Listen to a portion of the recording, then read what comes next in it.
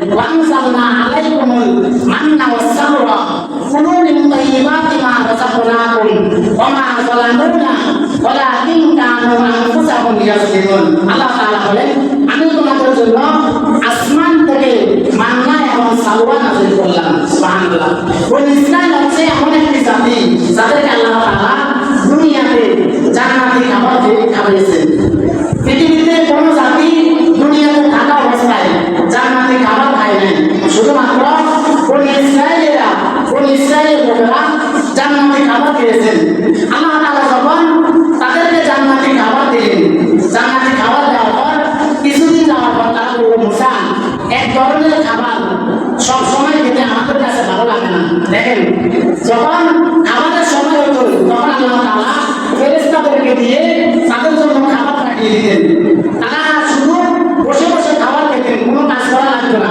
40 বছর তাদেরকে খাবার দিলেন, কিন্তু তারা কিছুদিন যাওয়ার পর বলল, মুসা, এক ধরনের খাবার সবসময় খেতে ভালো লাগে না।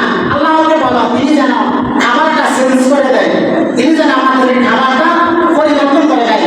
তখন মুসা আলাইহিস সালাম বলেন, ওয়াইদ কুনতুম ইয়া মুসা লান নাসবিরা আলা তাআমিন ওয়াহিদিন ফাদউ লানা রাব্বাকা ইখরিজ লানা মিম্মা তুনবিতুল আরদু মিন বাকলিহা ওয়া কিত্তাইহা ওয়া ফুমিহা ওয়া আদাসিহা ওয়া বাসলিহা।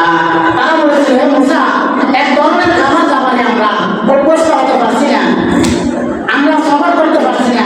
তুমি তোমার রবকে বলো তিনি যেন আমাদেরকে এমন খাবার দেন যা জমিন থেকে উৎপন্ন হয়। আমরা আসমান থেকে যে খাবার আসে এই এক ধরনের খাবার সবসময় খেতে ভালো লাগে না। আমাদেরকে এমন খাবার দাও যেগুলো হয় মিন বাকলিহা, যেগুলো হয় শাকসবজি, ওয়াকিসাইহা, যেগুলো হয় শসা, ওয়াফুমিহা, যেগুলো হয় গম, ওয়াদাসিহা, মসুর ডাল, ওয়াবাসলিহা, পেঁয়াজ। মানে আমাদেরকে এমন ধরনের খাবার দাও যেগুলো হয় শাকসবজি, শসা, গম, রসুন, আদা, মসুর ডাল, পেঁয়াজ, এমন ধরনের খাবার দাও। মুসা আলাইহিস সালাম তখন তাদের বললেন, ক্বালা আতাস্তাবদিলুনা আল্লাযী হুয়া আদনা বিল্লাযী হুয়া খায়র। মুসা আলাইহিস সালাম বললেন, তোমাদেরকে আল্লাহ তাআলা এত উত্তম খানা দান করেছেন, এত উত্তম খানা পাওয়ার পরে তোমরা কি আরো নিম্ন মানের, আরো নিচু মানের খাবার চাও? মুসা আলাইহিস সালাম বললেন, যেহেতু তোমাদের নিম্ন মানের খাবার সব জেগে গেছে, সুতরাং আল্লাহ তাআলা আমাকে জানিয়ে দিয়েছেন, ইহবিতু মিসরান ফাইন্না লাকুম মা সাআলতুম।